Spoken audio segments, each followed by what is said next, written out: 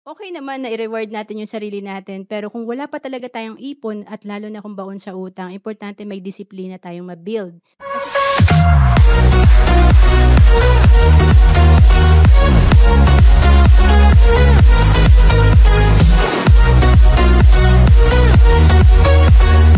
pag-usapan natin ang saving and investing. Noong 2012 natutunan ko ang solid financial foundation, and ito yung tinatawag ko na matibay na alkansya. At para pala maging matibay ang ating alkansya, importante maganda yung pundasyon nito. Ito yung dapat maganda yung cash flow natin. Kaya pag-usapan natin, paano nga ba natin matataasan ang ating cash flow? Ang cash flow kasi dalawa yung factor dyan. Una is income, pangalawa is expense. I-check natin kung paano tataas ang income natin at paano naman natin marireduce yung expense natin or gastos. Again, ang unang paraan para tumaas ang ating cash flow, earn additional income. Kasi noong 2012, after ko mag-attend ng financial seminar at nalaman ko yung solid financial foundation, kailangan pala mas maganda yung income natin, mas madami tayong maiipon. Mas malaki yung maiipon natin. Kaya habang ako ay may full-time job bilang accountant, nag-part-time ako bilang financial educator. So, kung kulang ang kinikita mo, importante meron kang additional source of income. Pwede kang mag-part-time job or part-time business. Kasi ang tanong, can you be wealthy with your present job or business? If not, yung spare time natin, ito yung extra time natin, ito yung gamitin natin. Kasi you can make a fortune using your spare time. Dati kasi after ko sa work, nanonood lang ako ng TV or naglalaro ako ng games hanggang madaling araw, yan na-addict din ako. So sayang pala yung extra time ko. Importante pala itong spare time natin, kung meron naman tayong pwedeng aralin para mag-improve yung income natin, i-develop natin yung skill natin para tumaas ang income natin.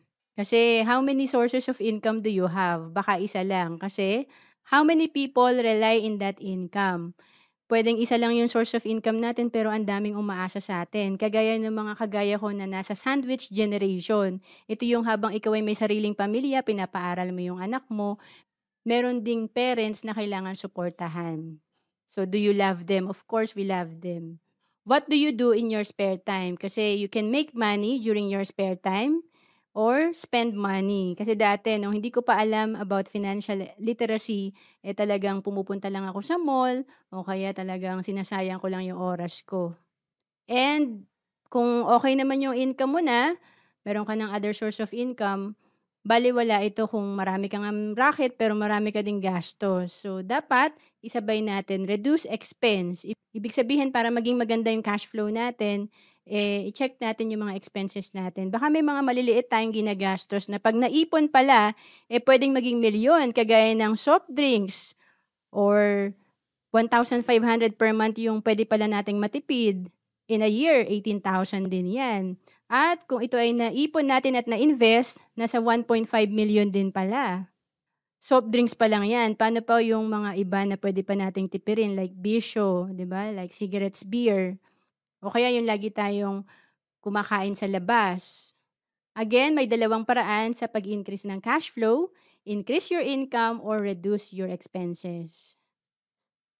And meron tinatawag na 4 months formula. I-check natin yung sarili natin. Nasa type A ba tayo na pagka-receive ng income, 100% ginagastos kaya walang ipon?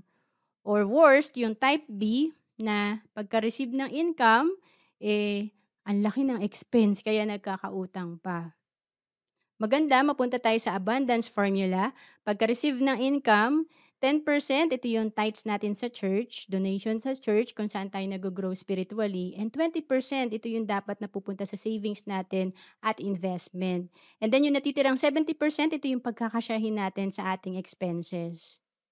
So para magawa natin talaga ng tuloy-tuloy yung abundance formula, makapag-ipon ng 10 to 20% ng ating income, i-classify natin yung needs natin tsaka wants. Kasi okay naman na i-reward natin yung sarili natin, pero kung wala pa talaga tayong ipon at lalo na kung baon sa utang, importante may disiplina tayong ma-build. Kasi kung ang spending ay habit, ang pag-iipon, habit din yan. And then kung nakakapag-ipon ka na, natutunan ko noong 2012 sa financial coaching na may bayad, na hindi sapat na nag-iipon lang tayo. Importante, marunong din tayong mag-invest. Kagaya nitong natutunan ko yung The Concept of Rule of 72 noong 2012 din, na 72 divided by interest rate, kung magkano yung kinikita ng pera natin sa ating savings account, makukuha natin yung number of years kung kailan dodoble yung pera natin. Ito yung dinevelop ni Albert Einstein. Halimbawa, kung may 10,000 pesos ka sa savings account at kung 1% ang kinikita nito per year, 72 years bago dodoble yung pera mo. Kaya nga yung 20,000 mo, kailangan antayin mo pa yung 72 years. Ilang 72 years pa meron tayo sa buhay natin. Kaya importante, again, marunong tayo mag-invest. Kasi may sample tayo dito na kung sa 4% mo nilalagay yung pera mo, every 18 years dodoble yung pera mo. Kung nasa 12%, mas mabilis. Every 6 years dodoble yung pera mo. Kaya nga dito sa sample natin, parehong nag-invest at the age of 29 ng one time na 100,000, pero pag edad na ng 65, yung nag-invest sa 4%, 400,000 lang pera niya. Yung naglagay sa 12%, 6.4 million. Ang laki ng difference. Kaya nga sabi, people who don't understand how money works, they end up working for money. Trabaho lang tayo ng trabaho. Importante, pagtrabahuhin din natin yung pera natin. People who understand how money works, they let money work for them. Again, ang solid financial foundation natin, importante maganda yung cash flow natin. And syempre, dapat pala may healthcare din tayo, lalo na pag tayo ay nag-retire. Kasi mauubos natin ang lahat ng savings natin and investment kung isang sakit lang talagang ang gastos-gastos. And then, importante kung breadwinner ka, may life insurance ka or protection. Na ma-manage natin yung utang natin. Kung pwede nga, wala. And then, may emergency fund tayo at investment.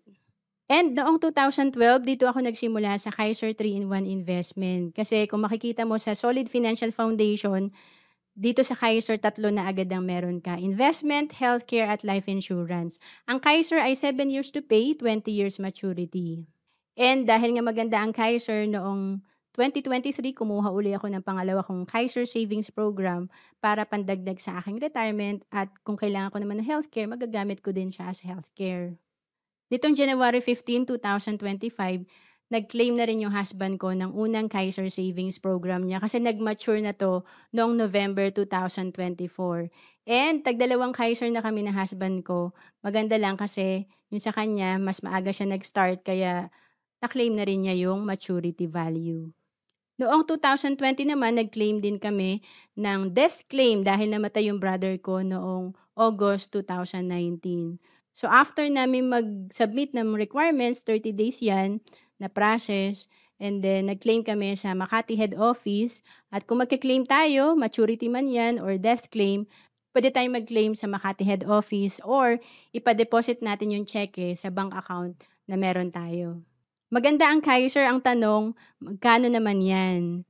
Depende yan sa edad natin. So, ilang taon ka na? Kasi kung 10 to 40 years old ka, ang Kaiser minimum plan natin, nasa 2,647 per month lang. Kung 41 to 50 years old ka naman, nasa 3,529 per month lang. At kung 51 to 60 years old ka, pwede pang humabol, nasa 4,412 per month. Ito yung minimum plan. Ibig sabihin, pwedeng mas malaki dito yung kuhanin mo na plan. And mag-sample tayo ng plan.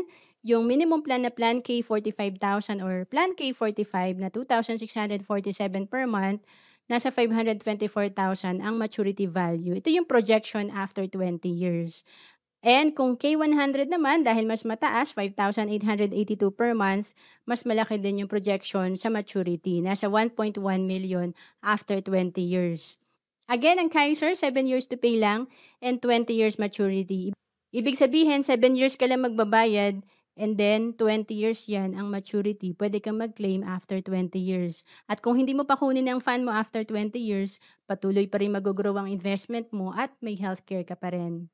Again, ang Kaiser ay 3-in-1. Dito may investment ka na, healthcare at life insurance. And sa Kaiser, kaya tinatawag na level 1 investing kasi nadja-jumpstart na natin dito yung ating solid financial foundation. Sa Kaiser, meron na tayong healthcare, lalo na long-term healthcare na kailangan natin sa retirement, protection or life insurance, at investment. And to know more about Kaiser at kung gusto mo mag-request ng proposal based on your age, i-message mo lang ako sa Facebook, Roan Celis Capistrano. Ang messenger link ko ay bit.ly/RoanFB. big R, F, and B. And then you can email me also at roan.capistrano@gmail.com or contact me at 0926-800-8685.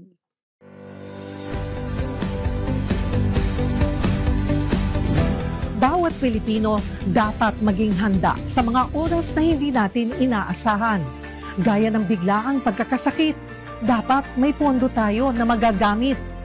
Sa oras ng pangangailangan, dapat may magmamalasakit. At sa pagtanda, walang pangamba, dapat may mag-aalaga.